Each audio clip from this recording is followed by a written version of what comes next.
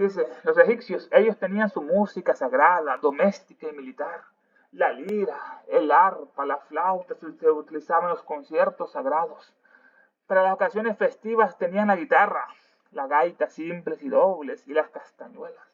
Para las tropas durante el servicio militar tenían trompetas, panderetas, tambores y címbalos.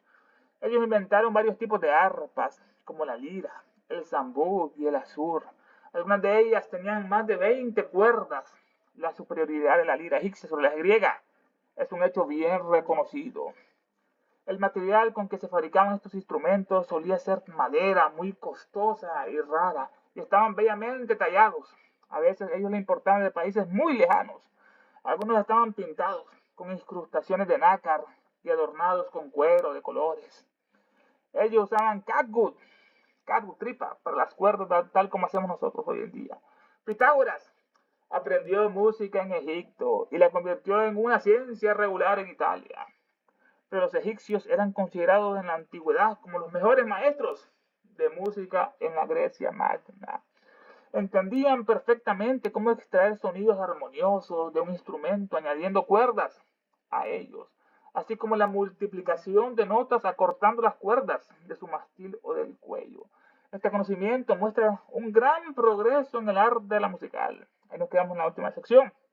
Hablando de arpas en una tumba de Tebas, Bruce señala que ellos, los egipcios, revierten, desbaratan todos los relatos que se han dado hasta ahora sobre el estado más primitivo de la música, los instrumentos musicales en Oriente, y constituyen en conjunto, en su forma, ornamento y compás, una prueba incontestable, más sólida que 1000 citas griegas de la geometría.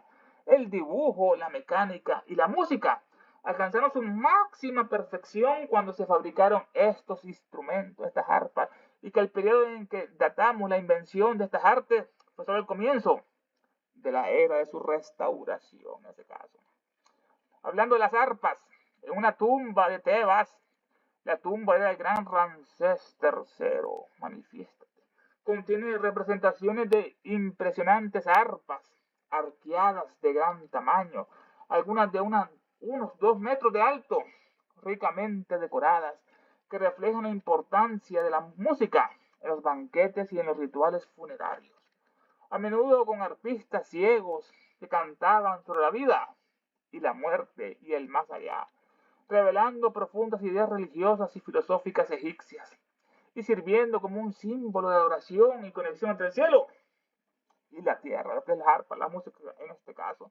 Hablando de esas arpas, una tumba de Ramsés III contiene representaciones de impresionantes arpas en este caso, arqueadas de gran tamaño, algunas de unos 2 metros de alto, ricamente decoradas, que reflejan la importancia de la música en los banquetes y rituales funerarios, a menudo con arpistas ciegos que cantaban sobre la vida, la muerte y el más allá, revelando profundas ideas religiosas y filosóficas egipcias, y sirviendo como un símbolo de adoración y conexión entre el cielo arriba y la tierra abajo. Hablando de arpas, una tumba de Tebas, una antigua ciudad egipcia ubicada a lo largo del Nilo, a unos 800 kilómetros del sur del Mediterráneo. Fue la capital del Egipto durante el Imperio Medio y Nuevo. Ahí estaba la maravillosa Karnak, con su gran hipóstilo, la fila de esfinges, etc. Hablando de arpas, una tumba de Tebas, Bruce señala lo siguiente. Este Bruce nació en 1730. James, explorador, naturalista, escritor de viajes, geógrafo, cónsul en Argel, buscó durante 12 años las nacientes del río Nilo Azul, que confirmó físicamente el origen del Nilo Azul. En 1770 se convirtió en el primer europeo en documentar el curso del gran río Nilo, siguiendo desde Egipto a través de Sudán hasta sus orígenes en el Nilo Azul, en Etiopía, En el libro En busca del Santo Grial, un libro, se da a entender que el verdadero motivo de Bruce de visitar Etiopía era investigar si los etíopes tenían el arca de la alianza para la orden de los masones escoceses. Esa es la intención, esas misiones que hacen, ¿no? Es de Bruce. James, explorador, naturalista, escritor de viajes, geógrafo, cónsul en Argel, buscó durante 12 años 12 años, las nacientes del río Nilo, donde nacía el río Nilo, 12 años buscándola, que confirmó físicamente el origen del Nilo Azul. En 1770 se convirtió en el primer europeo en documentar el curso del Nilo, siguiéndolo desde Egipto a través de Sudán, hasta sus orígenes en el Nilo Azul en Etiopía. Esos hipócritas sagrados. Etiopía, en el libro En busca del Santo Grial, se da a entender que el verdadero motivo de Bruce de estar aquí en Egipto, Etiopía, de visitar Etiopía, era investigar si los etíopes tenían el arca de la alianza para la orden de los masones escoceses, la reina de Saba, esa arca de la alianza de ese demonio de Jehová. Hablando de arpas, en una tumba de Tebas, Bruce señala que los egipcios revierten, desbaratan, desvanecen, anulan todos los relatos que se han dado hasta ahora sobre el estado más primitivo de la música y los instrumentos musicales en Oriente. Lo que Bruce relata, ellos revierten, desbaratan, desvanecen, anulan todos los relatos que se han dado hasta ahora sobre el estado más primitivo de la música, sobre el estado más antiguo de la música, acerca del estado rudimentario de la música, es otra traducción, y los instrumentos musicales de Oriente. El estado más temprano de la música y los instrumentos musicales en Oriente. Bruce en la tumba, mira esas arpas, ellos revierten, desbaratan los egipcios. Todos los relatos que se han dado hasta ahora sobre el estado más primitivo de la música y los instrumentos musicales en Oriente. Y constituyen estas arpas en conjunto, en su forma, pues por su forma, tamaño, ornamentación, constituyen una prueba evidentemente incontrovertible. Estas arpas, por su forma, tamaño, ornamentación, con sus decorados, constituyen una prueba evidentemente incontrovertible, incontestable. Constituyen en conjunto estas arpas en su forma, ornamento, adorno y compás, brújula, en música el compás. Es una unidad métrica que organiza el ritmo en partes iguales en los tiempos, indicado por una fracción al inicio de la partitura. Todos estos constituyen estas arpas en su conjunto, en su forma, en sus ornamentos y su compás, en su brújula, una prueba incontestable, irrefutable, más sólida que 1000 citas griegas, más sólidas que 1000, estas son pruebas evidentes, tangibles, ¿no? Fundamento y compás, brújula, una prueba incontestable, más sólida que 1000 citas griegas, de que la geometría, el dibujo, la mecánica y la música alcanzaron su máxima perfección cuando se fabricaron estos instrumentos, estas arpas. Son una prueba irrefutable, más sólida que 1000 citas griegas, de que la geometría de las arpas, había arpas triangulares, la geometría, el dibujo, el diseño de las arpas, la mecánica que aplicaban en la construcción de las arpas y la música alcanzaron su máxima perfección cuando se fabricaron estos instrumentos, estas arpas, lo dice Bruce. Constituyen en conjunto, en su forma, su ornamentación y compás, una prueba incontestable, más sólida que 1000 citas griegas, de que la geometría, esa gran ciencia de la geometría, estaba más avanzada en Egipto con esas arpas que hicieron, esas arpas, de que la geometría, el dibujo, el diseño de las arpas, la mecánica de ellas, cómo las construían y la música, alcanzaron su máxima perfección cuando se fabricaron estos instrumentos, estas arpas, y que el periodo en el que datamos la invención de estas artes, geometría, dibujo, mecánica, música, fue solo el comienzo de la era de su restauración. Se estaban restaurando, ya son mucho más antiguas. De que la geometría, el dibujo, la mecánica y la música alcanzaron su máxima perfección cuando se fabricaron estos instrumentos. Y que el periodo en que datamos la invención de estas artes fue solo el comienzo de la era de su restauración. Estas artes, geometría, como dibujo, la mecánica y la música. Y que el periodo en que datamos la invención de estas artes, la geometría, el dibujo, la mecánica y la música fue solo el comienzo de la era de su restauración. Esta era de la restauración comenzó en el momento en que los historiadores de su época, en el siglo XVII, en 1700, databan erróneamente la invención de estas artes. Erróneamente, Bruce argumentaba de que lo que el mundo moderno consideraba el inicio de la música y la mecánica, eran en realidad solo un intento posterior de restaurar un conocimiento que ya había alcanzado su punto más alto milenios antes, durante el reinado de Ramsés III, aproximadamente. Reinó él en el 1186 a 1155 antes de Cristo. La era de su restauración de estas artes, geometría, dibujo, la música, la mecánica. La era de la restauración comenzó en el momento en que los historiadores de su época, que fue en el siglo XVII, 1700, estamos Bruce. La era de la restauración comenzó en el momento en que los historiadores de su época, de Bruce, que en 1700, databan erróneamente la invención de estas artes. Bruce argumentaba que lo que el mundo moderno consideraba el inicio de la música y la mecánica y el dibujo eran en realidad solo un intento posterior de restaurar un conocimiento que ya había alcanzado su punto más alto milenios antes, durante el reinado de Ramsés III, que fue aproximadamente en el 1186 a 1155 antes de Cristo. Ramsés, el gran músico. Sobre los muros del palacio de Amenofis II en Tebas se representa al rey jugando al ajedrez con la reina. Este monarca reinó mucho antes de la guerra de Troya. En la India se sabe que este juego se practicaba hace al menos 5000 años. Vamos con el ajedrez, vamos de las arpas al ajedrez ahora. Sobre los muros, las paredes del palacio de Amenofis II en Tebas. Amenofis. Este Amenofis fue el séptimo faraón de la 18ª dinastía. Su reinado fue desde 1443 a 1417 a.C. Prosiguió la política expansionista de su padre con excelentes resultados, ampliando y estabilizando los dominios de Egipto en Siria y Nubia, alcanzando el país su máxima extensión con Amenofis II. De los muros del palacio de Amenofis II en Tebas fue la capital del Imperio Nuevo y centro al culto del gran Amón, Ra. Ahí se encuentra el templo de Karnak, con su maravilloso hipóstilo, sus columnas de esfinges, etcétera, lagos. Sobre los muros del palacio de Amenofis II en Tebas se representa al rey jugando ajedrez con la reina. Este monarca reinó mucho antes de la guerra de Troya. La guerra de Troya no fue un mito, fue una realidad. La guerra de Troya, se sitúa en torno a 1194 a 1184 a.C. Esta es la fecha más aceptada, 1000 años antes de Cristo, esa guerra de Troya. Esta guerra ocurrió 249 años después del reinado de Amenofis II. Esta guerra, él jugaba ajedrez antes de esa guerra de Troya. Esta guerra ocurrió 249 años después del reinado de Amenofis II, que jugaba ajedrez.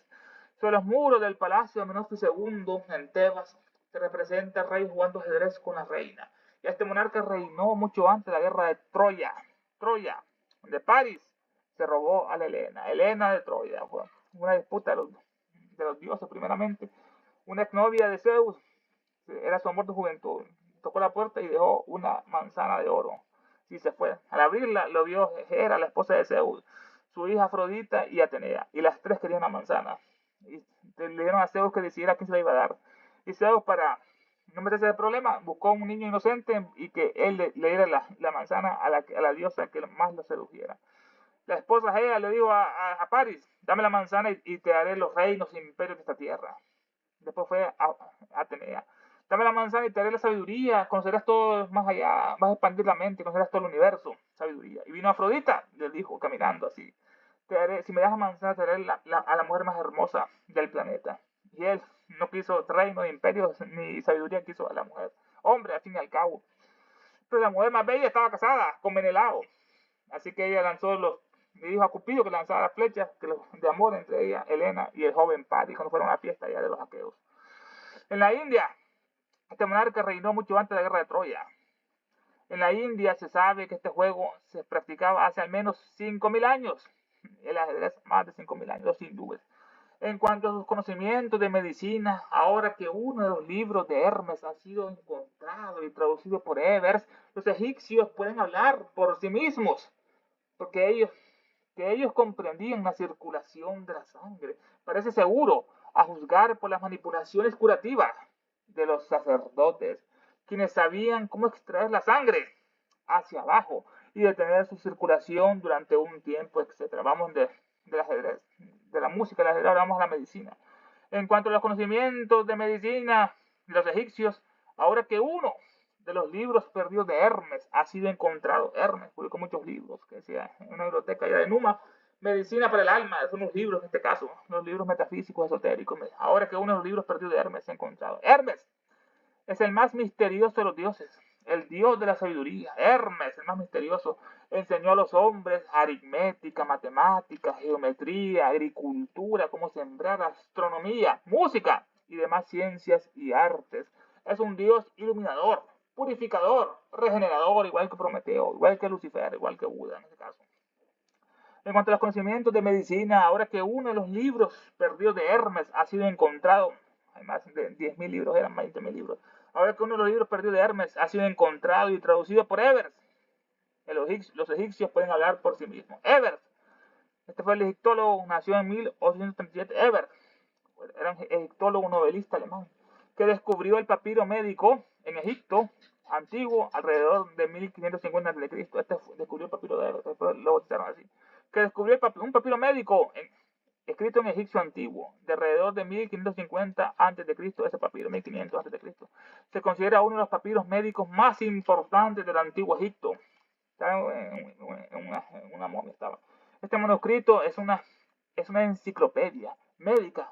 Contiene más de 800 recetas, tratamientos y remedios para enfermedades. 800 recetas para enfermedades internas del hígado, oculares, ginecológicas, dermatológicas, etc. Evers, curioso. En cuanto a sus conocimientos de medicina, ahora que uno de los libros perdidos de Hermes ha sido encontrado y traducido por Evers, los egipcios pueden hablar por sí mismos. Que ellos comprendían la circulación de la sangre parece seguro. La sangre, nos dice que la sangre es la vida del hombre. Es la vida del hombre, la sangre. Es la primera encarnación del fluido universal de la casa. La sangre es la primera encarnación de ese fluido universal que está dentro de nosotros en el microcosmos. Es la primera encarnación del fluido universal. La sangre es la luz vital materializada. Es la luz vital materializada. Imagínense eso, hermano. La sangre es la luz vital materializada. La sangre es más misteriosa. Es la primera encarnación del fluido universal. Como decía Fausto, Mefistófeles, es un fluido bastante interesante. Es la primera encarnación del fluido universal. La sangre es la luz vital materializada. Es encarnada esa sangre. Que ellos comprendían los egipcios la circulación de la sangre, parece seguro, a juzgar por las manipulaciones curativas de los sacerdotes. Los curas curaban en ese entonces. La teología también curaba. Los curas curaban en ese entonces. Que ellos comprendían la circulación de la sangre, parece seguro a juzgar por las manipulaciones curativas de los sacerdotes, quienes sabían cómo extraer la sangre hacia abajo. Extraer, se infiere que sangraban a los enfermos. Los egipcios los sangraban en ese caso. Que sabían cómo extraer la sangre hacia abajo. Se refiere a la práctica médica de la sangría o la flebotomía que antes se usaba. Así se producía un drenaje de fluidos impuros. Se drenaban, ¿no? También se producía alivio de la inflamación. Usaban también sanguijuelas para hacer eso, las sanguijuelas. Para sacar sangre. Tenían mucha sangre, la presión alta, les sacaban la sangre y disminuían la presión, como otras enfermedades, como la inflamación. O se refiere, así se producía un drenaje de los fluidos impuros. Usaban sanguijuelas para hacer esta extracción de sangre. Quienes sabían los egipcios cómo extraer la sangre hacia abajo, detener su circulación durante un tiempo, y sabían contener las hemorragias, dice la traducción.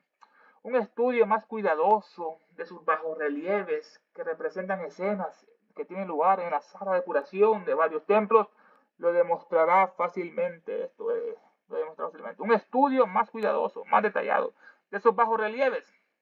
Estos bajorrelieves son un tipo de escultura, relieve en que las figuras resaltan poco del plano, como están en lo que es en el frontispicio del templo griego. Bajo relieve en que las figuras resaltan poco del plano en ese caso. Un estudio más cuidadoso de sus bajorrelieves que representan escenas que tienen lugar en la sala de curación de varios templos lo demostrará fácilmente. Los sacerdotes eran también médicos en esa parte. Así comprueba pues el papiro que ellos sabían cómo detener las hemorragias, extraer la sangre, usar sanguijuelas. Un estudio más cuidadoso de sus esculturas, sus bajorrelieves que representan ellos escenas que tienen lugar en la sala de curación de varios templos. Ahí los curaban, ¿entonces? Lo demostrará fácilmente. Ellos tenían sus dentistas y oculistas, y a ningún doctor se le permitía ejercer más de una especialidad. Lo que sin duda justifica la creencia de que en aquellos tiempos los doctores perdían menos pacientes que nuestros médicos actuales.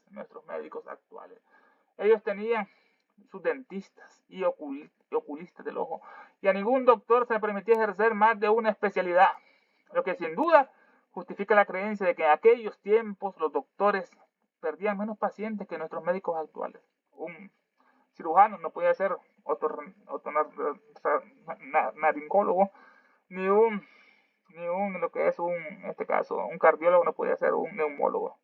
Solo se permitía al doctor una especialidad, lo que sin duda justifica la creencia que en aquellos tiempos los doctores perdían menos pacientes que nuestros médicos actuales. Autoridades también afirman que los egipcios fueron las primeras personas en el mundo en introducir el juicio por jurado, aunque nosotros mismos lo dudamos en este caso.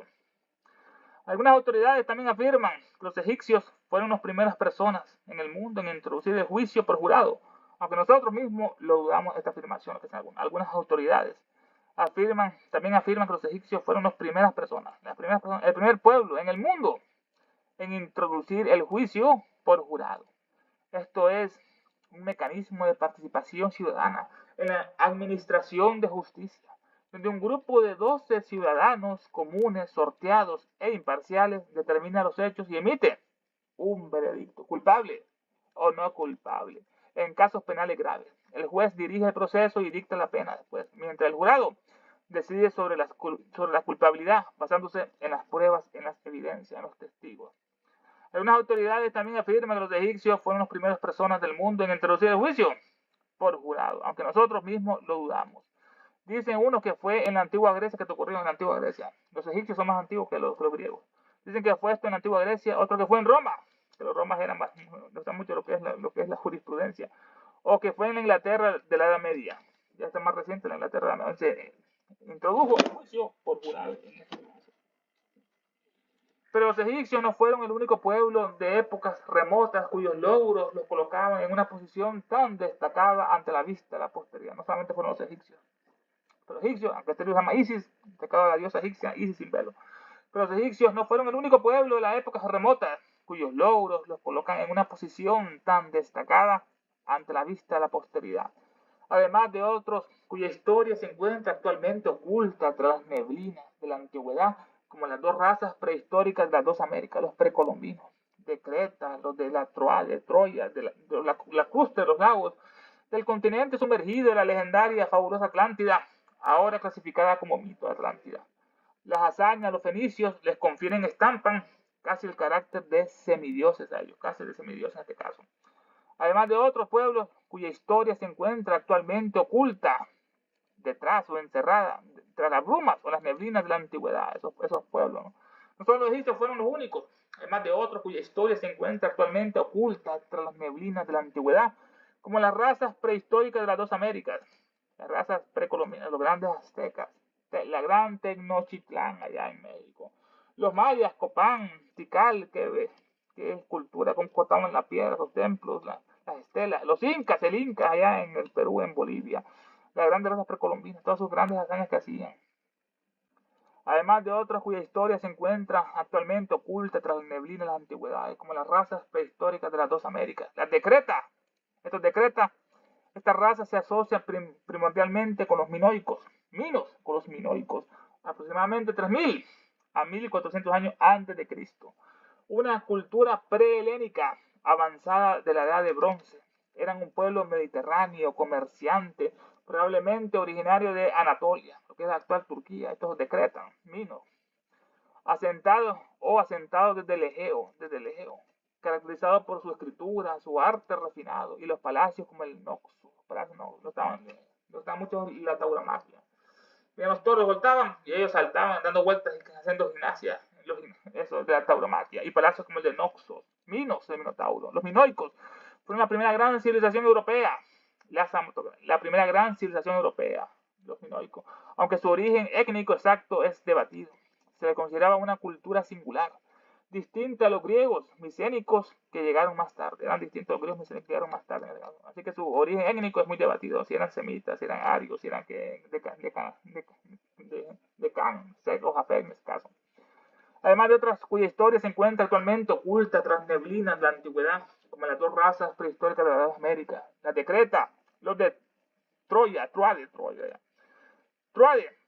una antigua región histórica y península del Asia Menor, actual Turquía, famosa por ser el escenario de la guerra de Troya, y hogar de la ciudad de Troya, Troade, es decir, troyanos.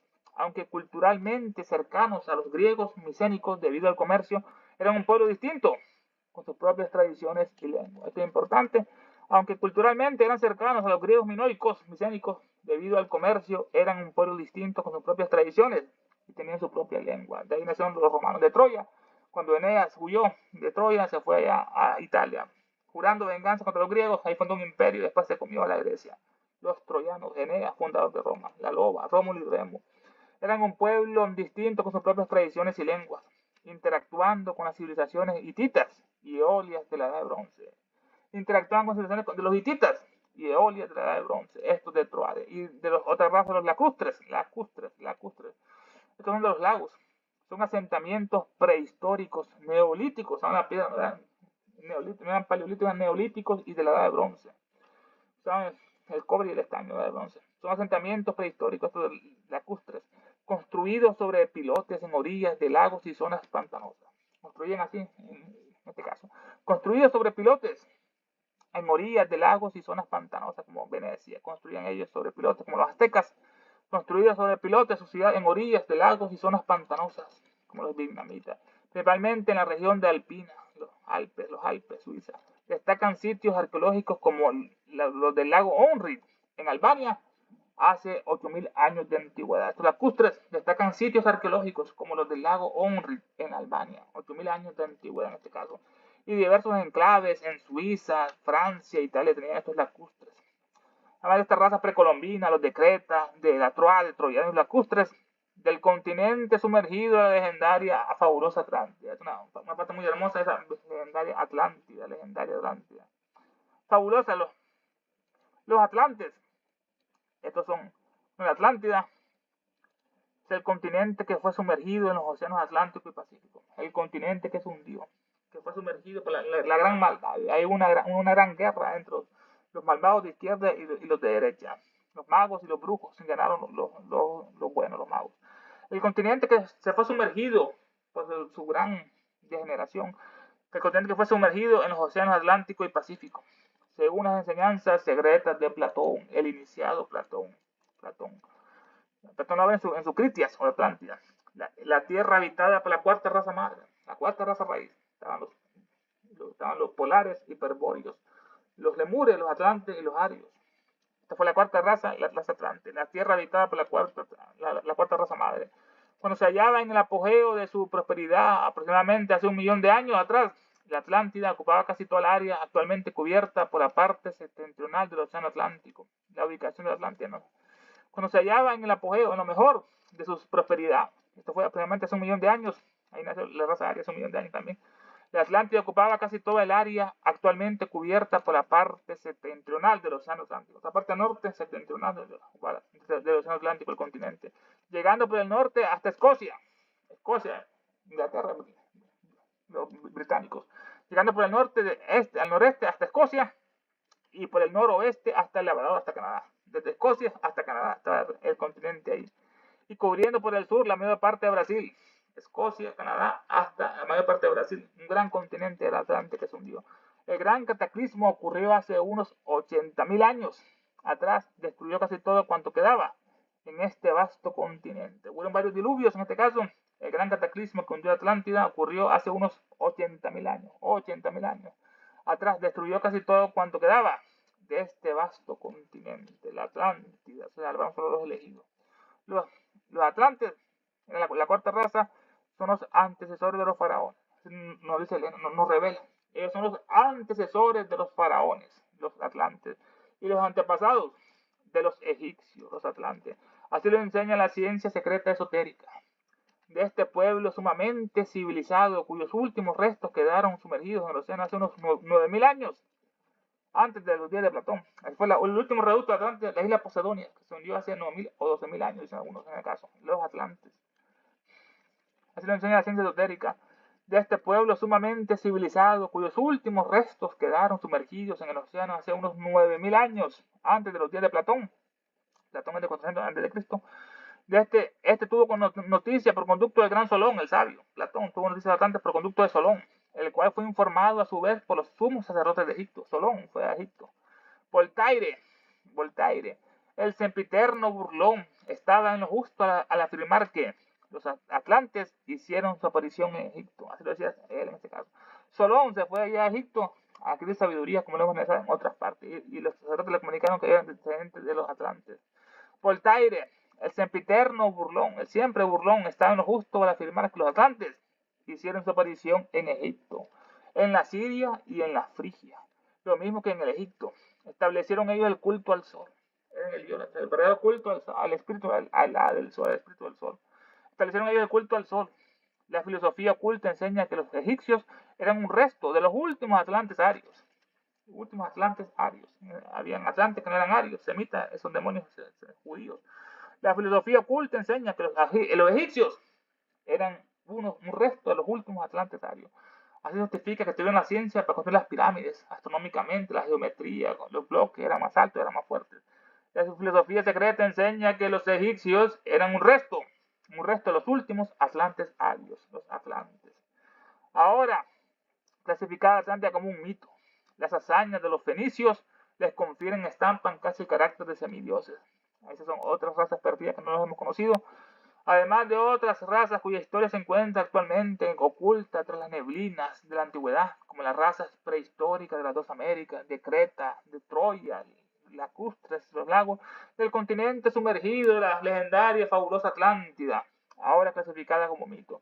Las hazañas de los fenicios, entramos a los fenicios ahora, leitmotiv, les confieren, estampaban casi el carácter de semidioses. Estaban sellados como semidioses, estas hazañas de los fenicios. Los fenicios, antiguo pueblo de Levante, Mediterráneo, actual Líbano, actual Líbano, famoso por ser grandes navegantes y comerciantes que crearon una vasta red comercial por todo el Mediterráneo, fundando colonias como Cartago de ser destruida, Cartago, y extendiendo su cultura, especialmente su alfabeto fonético, base del griego y el latín, es la base fonética de ese alfabeto, y extendiendo su cultura, especialmente su alfabeto fonético, que es la base del griego y latín, es la madre del griego y latín, el fenicio, y sus productos, como la famosa la púrpura, lo hacían con unas conchas que se crecían en una parte del océano de Fenicia, hacían la púrpura, que es un color muy difícil, tienen que encontrar muchas conchas marinas, y hacer la púrpura. Sus productos como la famosa púrpura, que son los reyes, o la madera del cedro, el cedro del Líbano, se organizaban en ciudades-estados autónomas, como Tirón, Sidón o Biblo. Eran ciudades-estados, pues, como la Atenea, autónomas.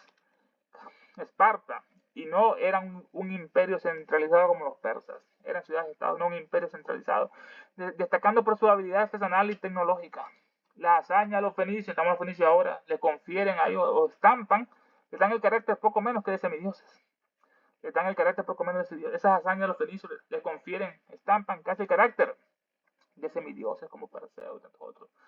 El escritor de National Quarterly Review, citado anteriormente, afirma que los fenicios fueron los primeros navegantes del mundo.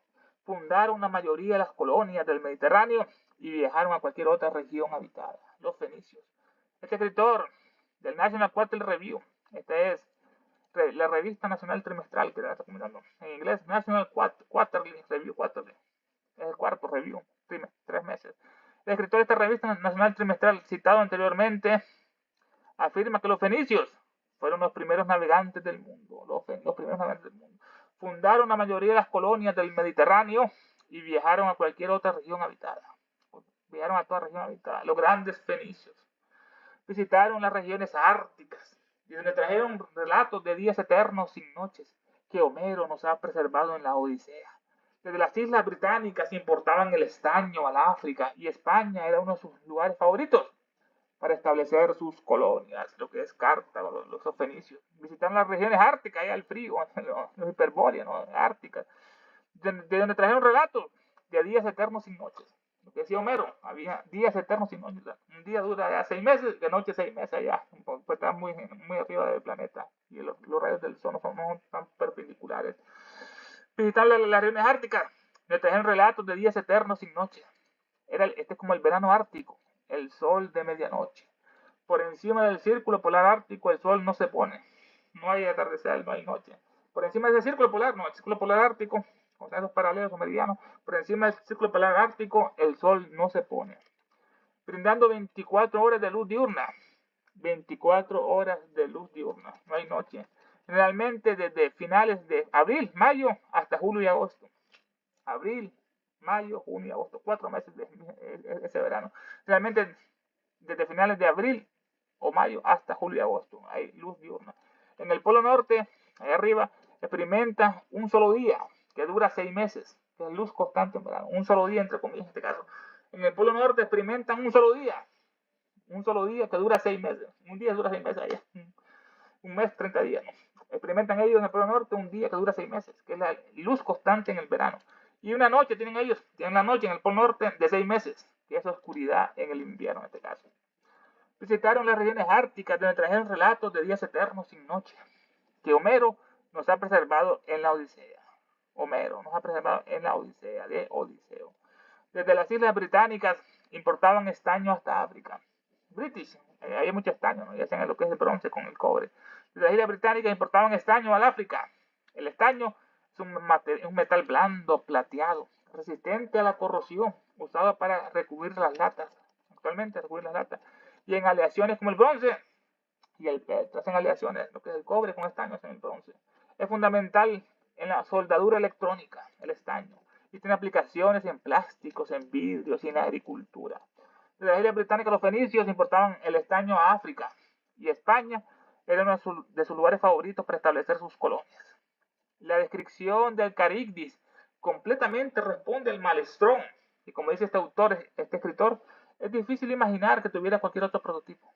Al parecer, sus exploraciones se extendieron en todas direcciones y sus velas blanquearon tanto el Océano Índico como los fiordos noruegos en este caso. La descripción vamos con el Caribdis, vamos con la Odisea, el Caribdis. La descripción de Caribdis completamente responde al Malestrón. Como dice este escritor de la revista trimestral, es difícil imaginar que tuvieran cualquier otro prototipo. Este Caribdis quiere decir literalmente succionador. Caribdis es un horrible monstruo marino femenino que tragaba enormes cantidades de agua 3 veces al día. Ella devolvía otras tantas veces, 3 veces, adoptando así la forma de un remolino que devoraba todo lo que se ponía a su alcance, un remolino. Creaba un voraz remolino que devoraba barcos enteros. Habitaba en un estrecho paso marítimo, tradicionalmente identificado como el estrecho de Messina, frente a las costas de Sicilia. Ese Maelstrom, ese gran remolino, ese monstruo Caribdis, como Mario lo dice, que había que pasar un paso muy estrecho, donde estaba un monstruo Caribdis, que era el remolino y donde estaba Exila, que tenía muchas bocas, muchas manos, y se comía a los navegantes. Y Atenea le dijo a Odiseo que se fueran más cerca de Exila que de Caribdis, que Exila, y se perdieron varios hombres, pero no todos, y si hubiera caído en Caribdis, hubieran muerto todos en el barco. La descripción de Caribdis completamente responde al Malestrón. Concuerda tan claramente con el Malestrón. El Malestrón es un remolino de agua en las costas de Noruega. Un remolino permanente, ahí está, hermano. En la costa de Noruega, ese remolino permanente. El Malestrón, que es de corriente trituradora. Gran remolino. Edgar Allan Poe y Julio Verne lo describen como un gigantesco vórtice circular que llega al fondo del océano.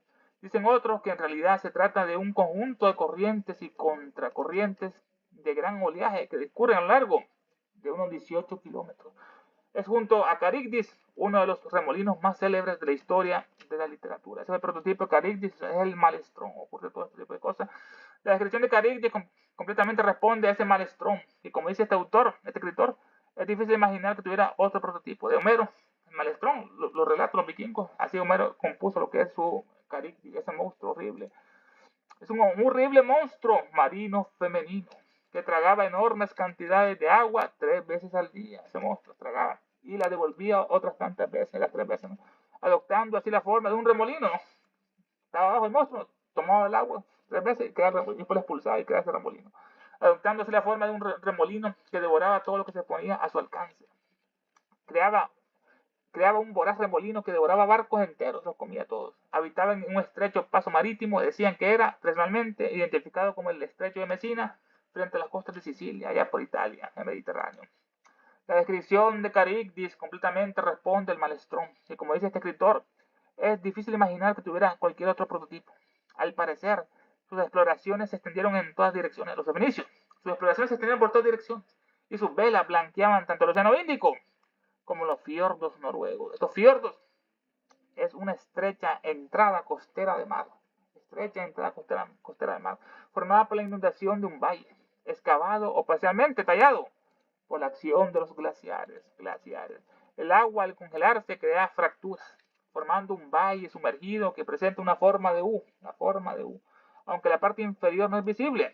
ya que está bajo el nivel del mar. Es unos fiordos de Noruega. Los fiordos es un valle estrecho y profundo de laderas escarpadas, formado por la erosión de glaciares durante la edad cuaternaria. Formado por la erosión. Este es un valle estrecho y profundo de laderas escarpadas, formado por la erosión de glaciares durante la era cuaternaria y posteriormente inundado por el mar tras el desierto, por el mar. Y estamos llegando a la parte culminante del estudio de esta noche, que solo Elena nos transmite esta sabiduría. Porque tanto lo gusta el sistema, porque es de la verdad acerca de todo. Y esa sociedad teosófica que ella fundó allá en la India, que le costó tanto, hoy en día está en manos de esa bestia, un masón, un judío, una bestia, Tim Boy, un oscurati. Tim Boy es Enrique Rey de México, Isaac Hauble, que no quieren dinero, mujeres, que engañan a la gente. O dice Resende, que se acuesta con jovencitos, de Pablo Sendes, argentino, esa bestia, que se casó con una abuelita. O ese animal de lo que es ese Martín Liederman, esa bestia judía venezolana que está viviendo en Crotona. Todas esas alimañas engañan a la gente, esas bestias. Esa, la otra. Estamos llegando a la parte culminante del estudio con las siguientes invocaciones. Llegamos a la parte. Invocación al demonio solar por la guerra del mundo. Nos inclinamos con devoción y reverencia ante la sagrada presencia invisible del diablo en el universo. El logo central universal, nuestro logo solar, la jerarquía satánica diabólica. Nuestra Señora Blavatsky, la madre del mundo. El Señor Buda, el Manu Vaibhava, el Bodhisattva, el Señor Maitreya, el Mahachohan, el Mahasura y los 7 Chohanes y los diablos maestros de la gran fraternidad oscura. Y fervorosamente les pedimos que los poderes de sabiduría, de odio, de oscuridad y guerra circunden y encadenen a la humanidad entera. E inspiren a todos los dirigentes de todas las naciones para que sufran disturbios, guerras, catástrofes, enfermedades, calamidades, hambrunas y tanto más. Aquellos poderes que siempre trabajan por el mal, por el progreso y la ciencia y la humanidad, inspiren a los dirigentes de todas las naciones para que establezca sobre la tierra una guerra verdadera y sufrimientos perdurables. Que las fuerzas de las tinieblas venzan a las fuerzas de la luz. Que el mal, el caos y el sufrimiento encadenan a la maldita humanidad entera. Que la guerra y la maldición de los diabólicos seres se derramen por el mundo. Que los poderes de sabiduría, tinieblas y odio envuelvan a todos los seres y a todas las criaturas y a todos los hombres y mujeres de esta tierra. Hay una sola vida, una sola satanicidad de hombres, muere una destrucción de naciones. Que el espíritu de desunión y de odio incompasivo que no conocen barreras se apoderen del planeta entero. Que los grandes diablos maldigan y guíen los senderos de la humanidad en 2026 y siempre, permitiendo que cada uno de nosotros vayamos adelante y rindamos los niveles internos de servicio para los cuales estamos más capacitados. Que así sea. Creo en Satanás, padre del mal y Señor nuestro, y en su Hijo el Anticristo, nacido y engendrado una Santa Virgen Helena.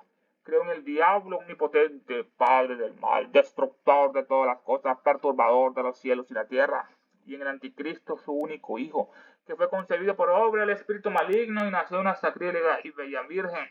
Fue glorificado por los hombres y reinó sobre ellos. Subió al trono del Dios Todopoderoso y sentado junto a él de ahí insulta a los vivos y a los muertos. Creo en el espíritu del mal, en la sinagoga de Satanás, en la comunión de los malvados, en la perdición del cuerpo y la muerte e infierno perdurable. Del cielo cayó un lucero. Su nombre es O Luz Cósmica Manifestada, o Unidad de la Vida Única, o Celeste Shukra Resplandeciente, hoy manifestada conciencia proterva, o Fohat Indómito Dietérico, o Eterno entre los eones, o rayo prometeico mambantárico, que tu luz descienda hacia nosotros, que la fuerza se encienda, y que el gran Satán prevalezca, que hacer que sienta uno contigo, por lo tanto que no es uno con todos los demás. Despertad, criaturas dracónicas, es hora de volver a la superficie, él volverá. Es el fin de una era, queremos justicia de personas. Ya.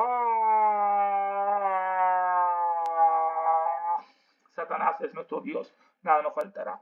La que nuestra diosa, todo lo perderá. ¡Ave Satán!